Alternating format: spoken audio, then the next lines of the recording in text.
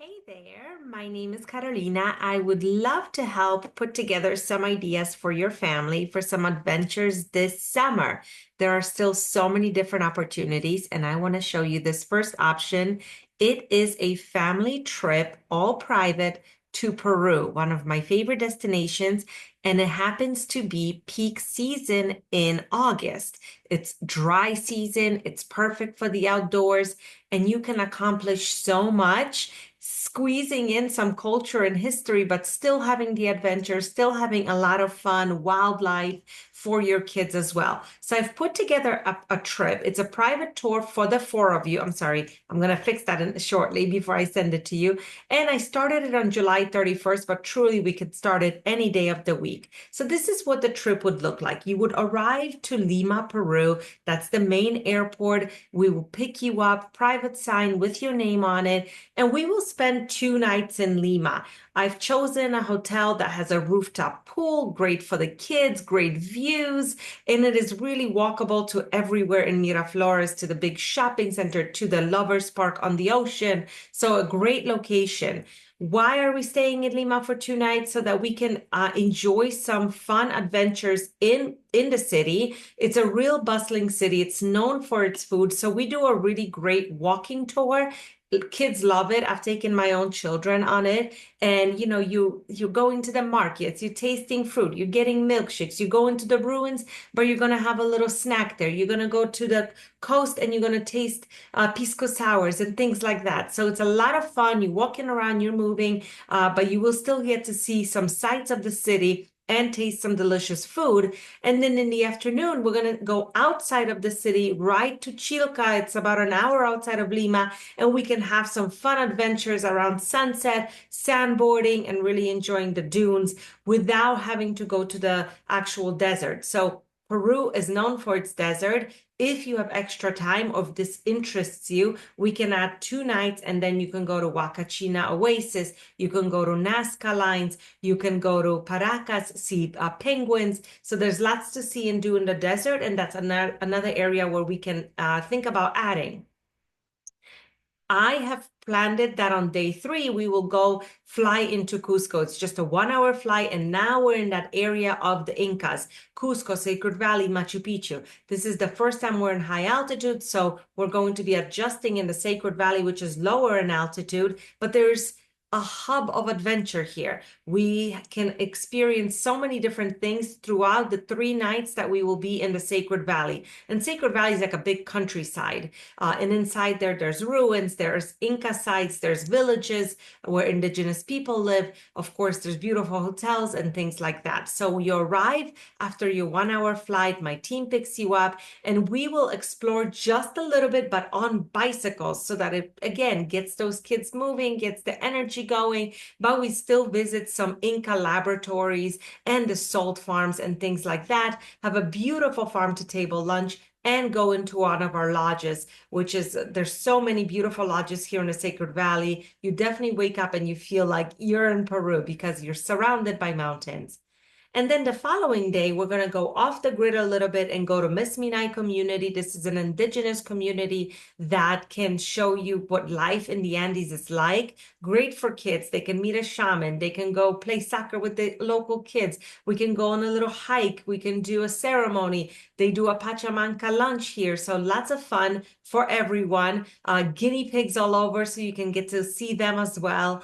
And then we visit Ollantaytambo, which are really famous ruins in the area. So lots to see and do on that day. Spend the night, wake up in the morning, and we do some rafting. We do some zip lining. Again, just to get the family on some fun adventures. There's so much to see and do. August is dry season, so this is level 2, level 3 waters. Calm, very nice to enjoy with everyone, even beginners. So it feels really nice and safe. Ziplining, the same thing. You're ziplining across the river. How fun is that to add to the itinerary? And then instead of returning to our lodge, for that last night, we're going to go into the mountain experience, which is a llama hotel. It's a farm with, tons and tons of llamas and alpacas. Kids love it here.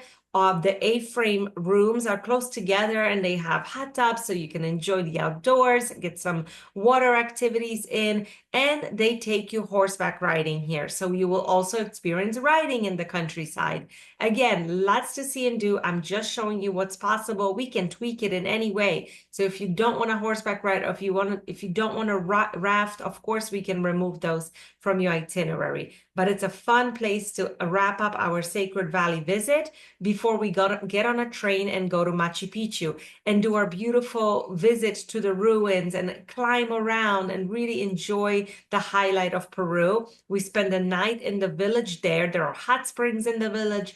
There is a big market that you can go to. And in the morning is our big hike. So you can go back to the ruins and we can choose to hike Huayna Picchu, which is the biggest peak. We can choose to hike Uchuy Picchu, which is just half the size, so it's much shorter and easier. Or we can even climb Machu Picchu Mountain, which is another option. Guide stays with you. It takes no more than 2.5 hours, so it's a really exhilarating experience to stand on top of Huayna Picchu and see the ruins below. And then lunch, and after lunch, train back to Cusco. So now we're finally in the city of Cusco in a beautiful 5-star hotel. And the idea is to see the best of Cusco. There's some great temples inside, a beautiful beautiful square that you can enjoy. It's a great cobblestone city.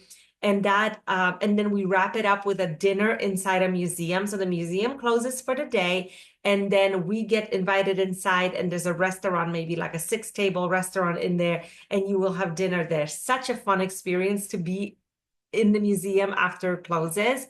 And then the last part of Peru that I wanted to show you is Lake Titicaca.